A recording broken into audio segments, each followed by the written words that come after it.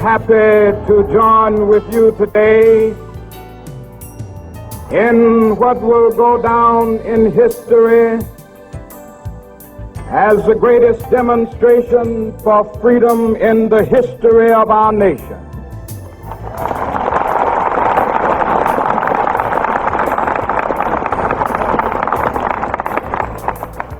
Five score years ago,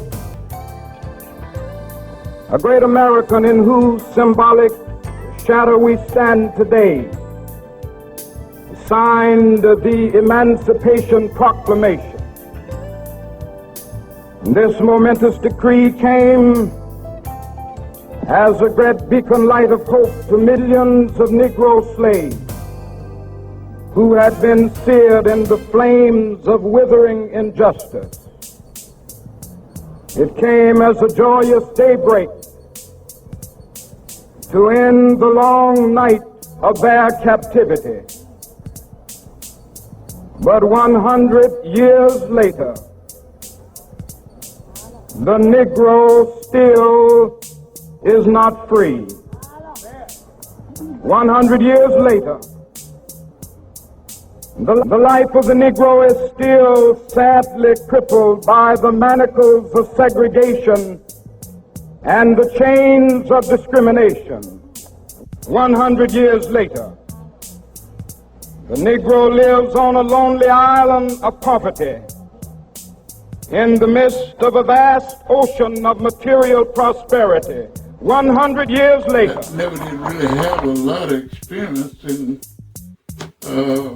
of the changes that were made because there was so many, during Martin Luther King's days, there was so many things that already started to be in change.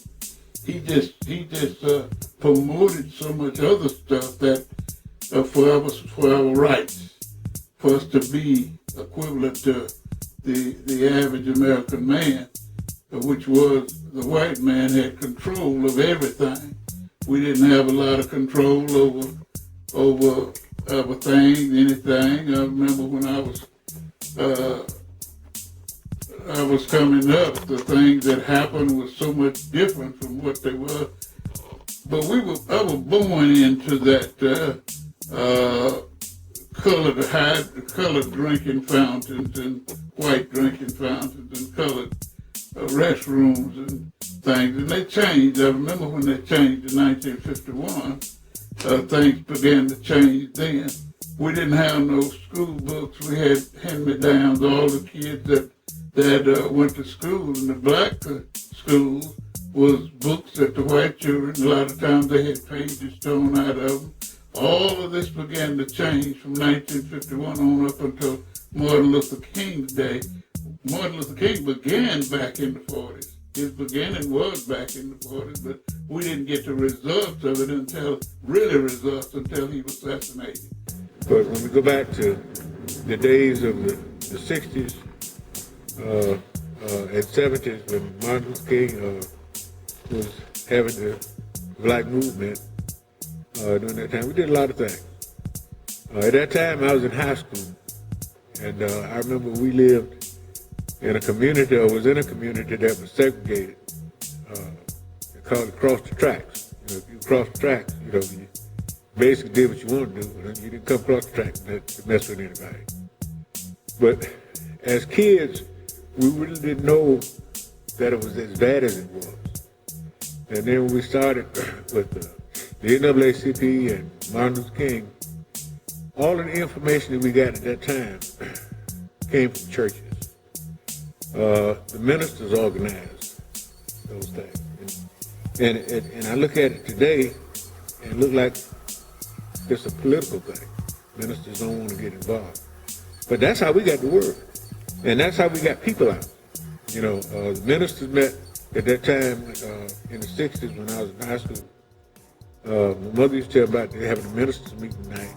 And they'd fry some chicken and they'd make salads, potato salad, pies and all that stuff, and they take it up to the church where the ministers met. And what they met on was who was going to this and who was going to that.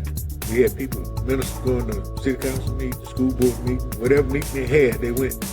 And they got together on Wednesdays and they talked about sessions that they had, to where we needed to go and where the problems were, because they knew where they were going to those meetings. So they got together and they hashed it out, and then when they came to church Sunday, they said, okay, today we're having a movement, we're trying to integrate the theater downtown, and we're going to need about 1,000 people. This church was asked to lend a hand, and Reverend Johnson's church asked to lend a hand, and Reverend Steele's church, and we think we can get 1,000 out of them 3 churches. He said, we're going to hold other churches in reserve. We just said these 3, okay? We want us to be the leaders. So Reverend Steele right now has a statue in Tallahassee, Florida, where I was raised, in front of the Capitol. So a little man, he wasn't that big, a little bit skinny man, but he had a voice, and he could move you.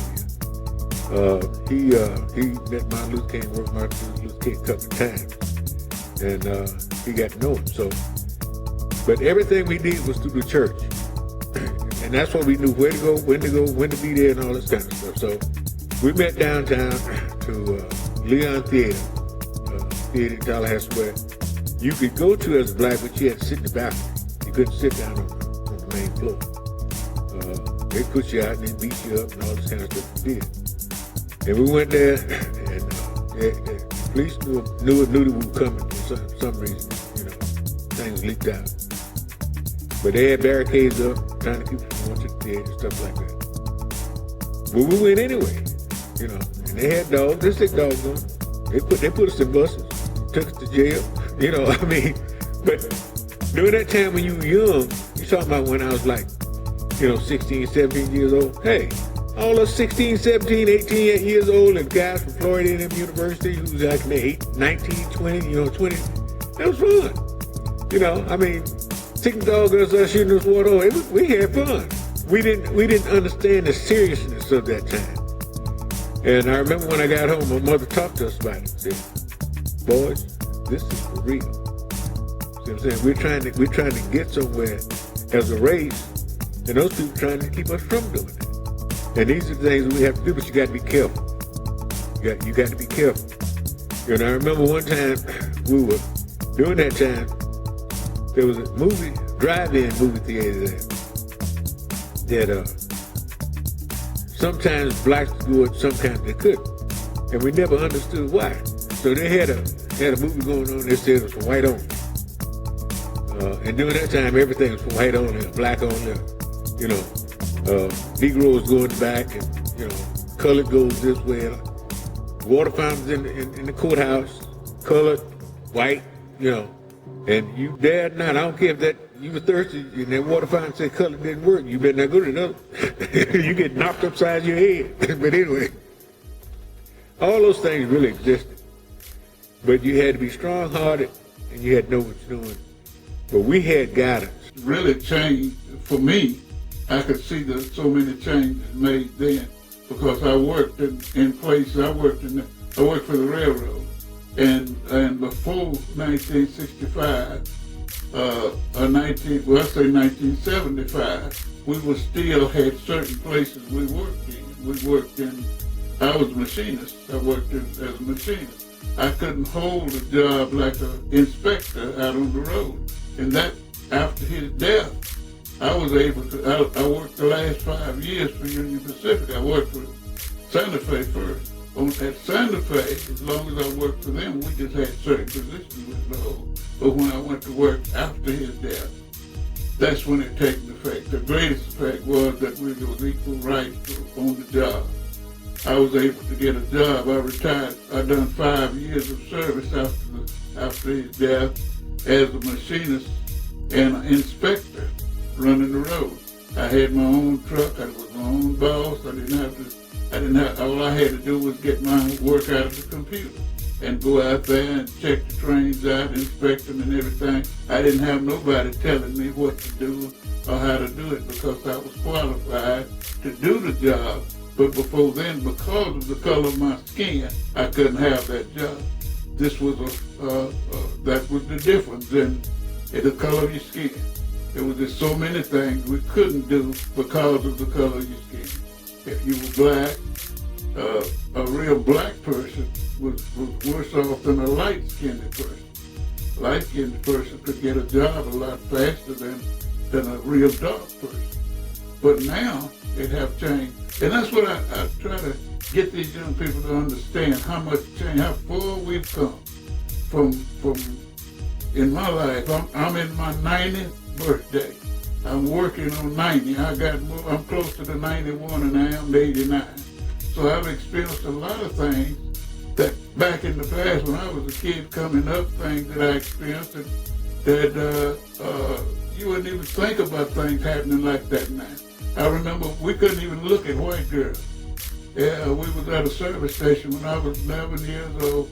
When I was about 12 years old, and I and another black boy was with this white guy. We were working for him, and we went to the service station. And this boy, some girls come up there with shorts on. And this man, he just jumped on him, started cussing at him because he was looking at these white girls. Me, I had grown up in that atmosphere, so I didn't look at it. I wasn't thinking about it. I didn't even look at them because I know the results would be behind it if I was looking at him just like he did him. He got on him and cursed him and told him don't be looking at them girls. And the white guy that we was with, that was working, his name was Jack Robinson. And he said, man, let that boy alone. So he ain't doing nothing to look at. If them girls don't want to be seen, they'll not to be up here like that. They had on shorts. And in the next couple of weeks, we had a school closed. And when we had the school closing, well, they would always come, the white people would come to our closing of the school. They come in, and he said when they come in, this boy went out. And then the next morning, he claimed that this boy had broken his service station that night and stole some stuff out of his station, which we never did know. I don't think he did it, but they picked him up, carried him to jail. He got out for a couple of days, and he had gashes in his head where they had hit him and made him knock hair out of his head, where they had beat him up and made him say that he done it. He went to prison for about 3 years. And when he come back, he never did tell me really whether he done it or not. He said, well, whether I done it or not, I had to serve time. And he never did explain to me. Well, but things like that happened then that you had no control over. I worked at a place down in, we were building some houses in Temple, and I was working down there, and a white boy come up. He was 17 years old. He come up there and got a job. I was about 20. I might have been about 20 then. But anyway, he got a job right next to me, learning how to grade the holes where we go pour concrete. And after he was there 2 days, and he become my boss, and he didn't even know nothing about the job. I was teaching him, but yet, because of the color of his skin, he become, and that's what really changed after that. I mean, after Martin Luther King's days, we really got a big change that the children now don't realize how much far we come from that time. But we really have come a long way. We still ain't where we need to be, but we still got a lot of more equal rights than we had. But the black man cannot go out and buy land right today like the white man can. If they got 100 acres of land out there and I go out there and want to buy it, they find all kind of excuses until they, and the white boy can go out there the same day I go and he can buy it when I can't. I don't care if I got the money to pay cash for it, and definitely can't get it financed. If I go out there to get it, I might be able to sign the papers and things, but I can't get nobody to finance it for me. They'll find some kind of excuse to where I can't get it. And this is one of the things that we're still struggling with today, is having the power, unless you got the money. Now, if you got the money, cash money, you can buy anything you want. But without cash money, it's hard to get you a loan and get things that it's not necessary that you have to have these things, but land never runs out. I mean, when you got land, it's gonna always be land. And you can get out there and if you don't do nothing but cultivate it, you can live off of that land. But you can't buy it like anybody else, and that's a fact. I know that to be a fact. I tried to buy land several times, and when I went to the credit union, on the railroad. I go to the credit union and try to buy land, and they say, well, I can't. We don't have any, right now, we don't have any real estate money. And the next day or two, the white boy bought it. So that was the difference. And I think that's one thing that we got to come to now. We had guys. He had asked me the other day, and I'm kind of getting off subject a little bit, and I thought about that. During the 40s and 50s, I never knew what the Klans was and the hatred that they had for blacks. And I never understood that, because my parents taught us to be us, to be men, you know, not to be wolves, to take care of yourself and things. And anything you want to do in life, you do. And I remember we used to travel. Dad had an old station wagon, 56 Ford station wagon. And we drive from Key West to Tallahassee, which is about 600 miles. We go to New York, we went to Chicago, you know, and that look up. And I remember you could only drive 55 miles an hour, and you had to watch certain towns. And the guy asked me, he said, well, how did y'all get there? You know, did y'all go on the bus? No, we ain't go on the bus. Did y'all fly? I said, fly? Ain't no money to fly, you know. I said, we want my daddy's car. And what they did was we went to church, the church, we said, okay, we're going to Charlotte, North Carolina, or South Carolina. Right? And he said, okay. He said, when y'all planning on leaving? He said, we're going to leave 3 days.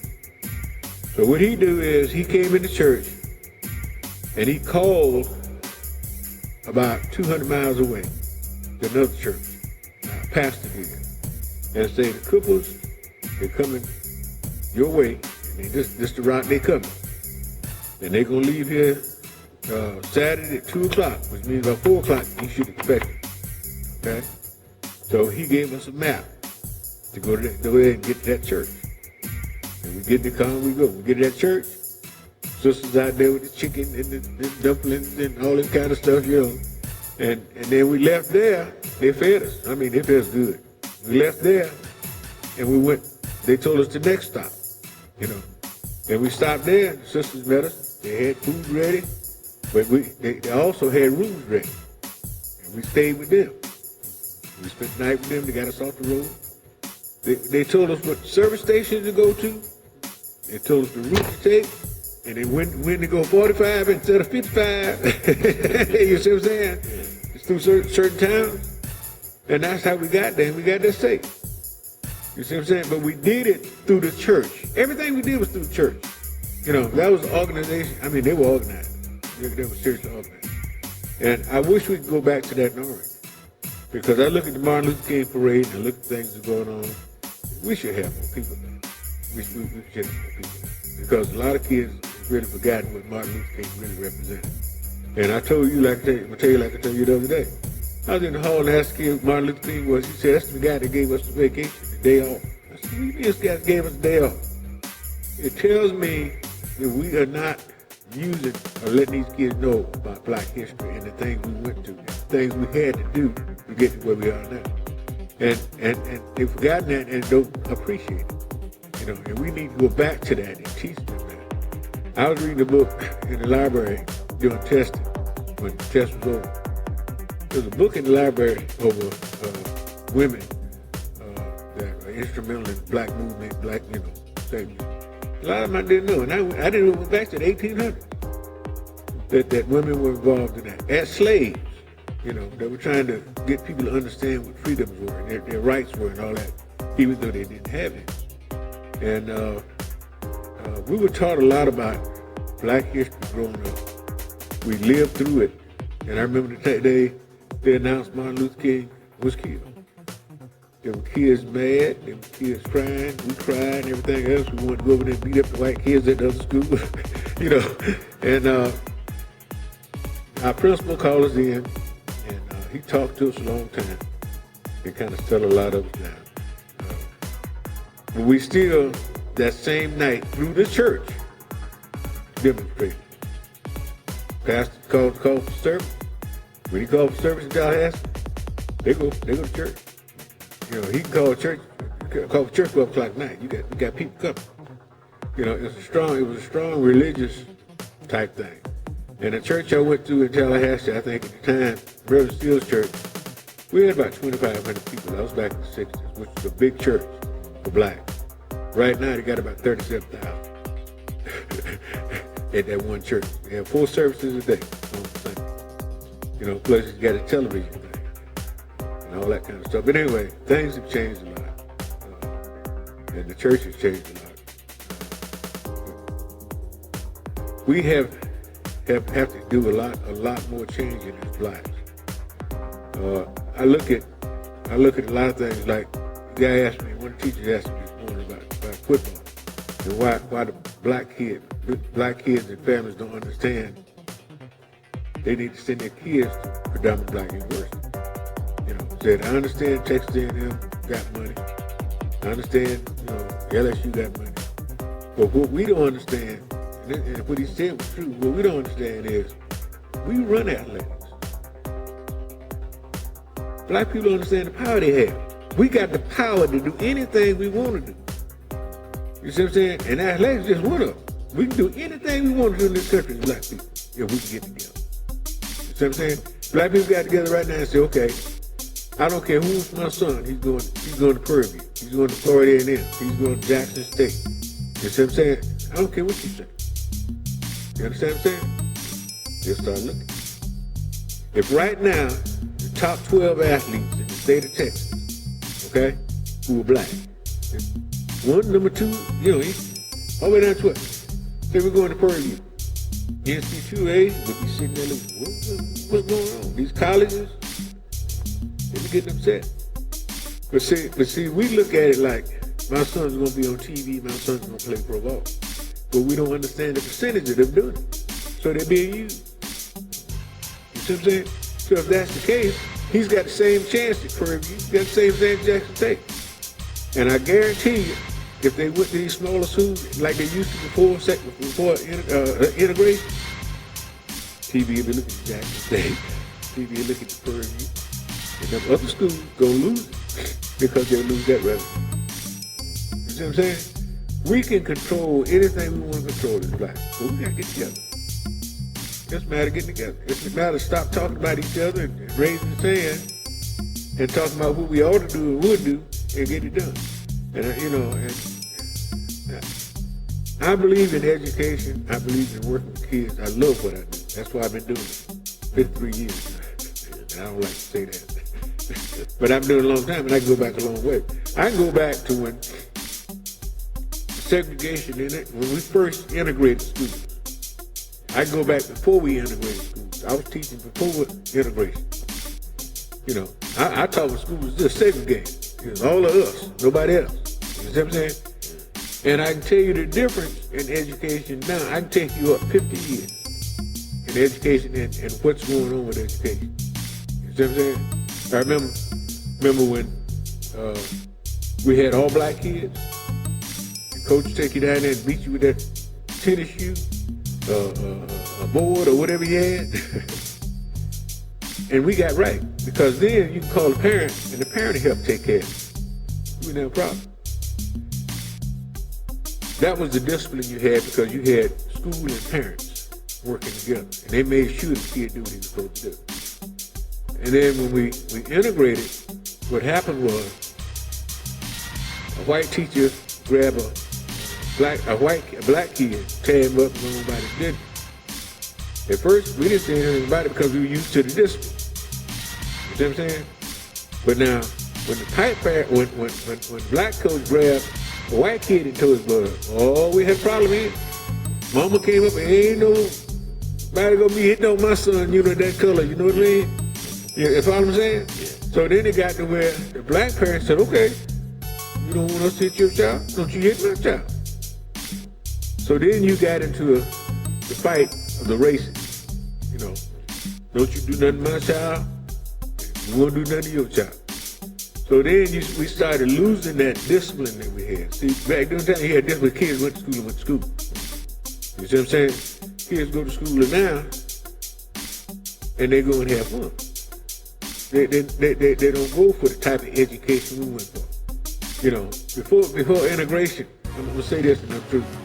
show you how important education was back in that time. When the school was segregated, we didn't have buses.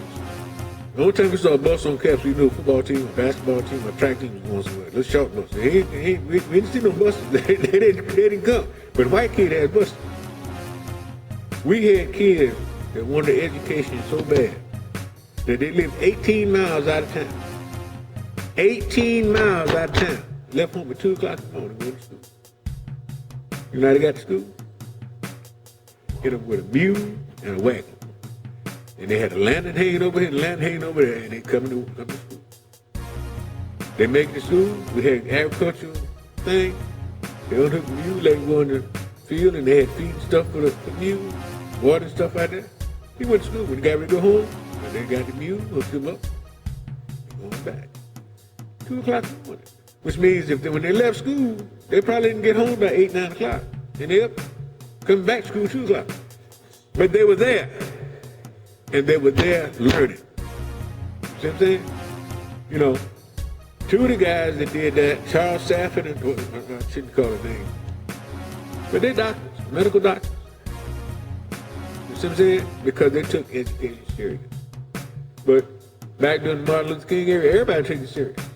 Because the churches made us do it, and it was right in the middle of integration, before all the changes occurred, before black families started splitting up, you know, because they saw the other folks over there, you know.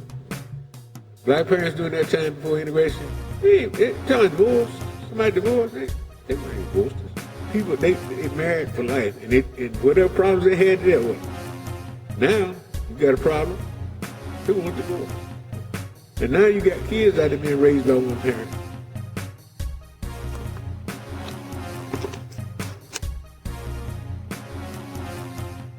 All right, there we go. Yeah, Martin Luther King was one of the greatest men in my lifetime that I could witness because of the changes that he did make. And when he went down in Alabama, down in Selma, for the workers, that was his job down there to try to get the workers to get equal pay. And before he went down there, they had workers that was black men was sleeping if it was raining, and they pull up to a place they could get out and have to go under the truck to eat their lunch when the others could go inside of the places and eat. And he was one that made the changes in that area. It was just so many things that he done in his lifetime that he stood up for right. And he wasn't only just for the black man. He was for equal rights. Poor white people, Spanish, and the black. We were the most people that had so much prejudice against us. And I don't know why, but it was that way. Because of our slavery and all of that had been in our past. And so many people taught their kids against black people because of the color of their skin. And I think he brought that out very clear that we had equal rights. I noticed I listened to one of his speeches that he made about being in jail down in Selma, Alabama. And the white guys would come in and tell him how wrong he was for doing what he was doing. And he asked them what was they making, how much money were they making a day and on their job. And when they told him what they were doing, he said, "Man, you need to be out here with us. Y'all need to be marching with us. So this is what we're trying to get, is equal rights. The only thing you got going for you is the color of your skin." He said, "If you had dark skin like me, we'd be in the same boat. So you ain't got no more than I got, but you just got a different color of your skin. That's the only thing." So a lot of things like that, he really changed a lot of minds of people. A lot of people didn't think like it. And he did so many things. That was one of the things that he really done that caused men to look at men as men and see what they could do. And they found out that black men had the same talent, and some of them have more talent than the average person. So many things have been invented down through the years by black people that never was reported because the white man taking advantage of it, and he put it on the market, he patented it and went on and sold it. when the black man was the one invented it in the beginning.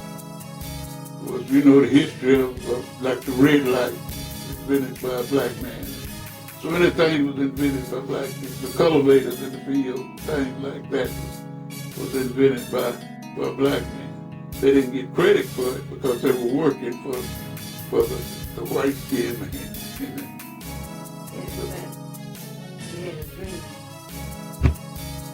Oh yeah, that was his last. He probably got that. Never tied up again.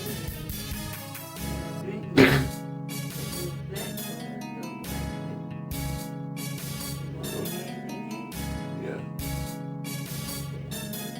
That was his dream. It's happening today. Because before his time,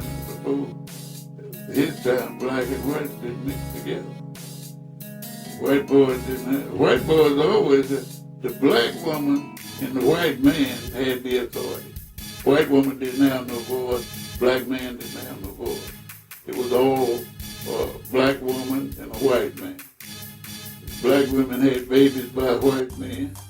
Some of them was put to death, some of them was taken away from them, some of them, it's just so many things happened, but all that changed, and that made a lot of difference. Today you see white boys and black women together, you see a lot of white women with black men, husbands and wives, got families now, all that was changed. So we see a lot of changes that have been made because of him, because of his dream that he had, that they would be walking together.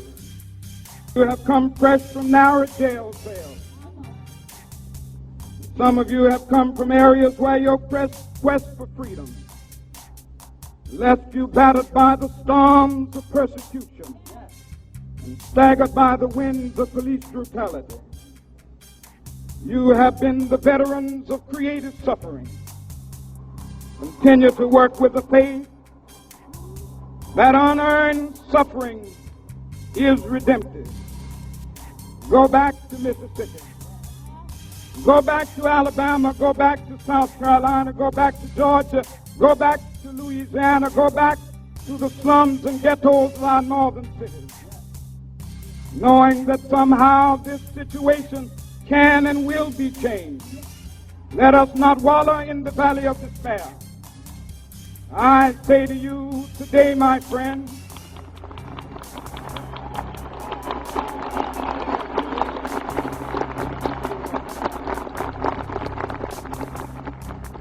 so even though we face the difficulties of today and tomorrow, I still have a dream. It is a dream deeply rooted in the American dream. I have a dream that one day this nation will rise up and live out the true meaning of its creed. We hold these truths to be self-evident that all men are created equal.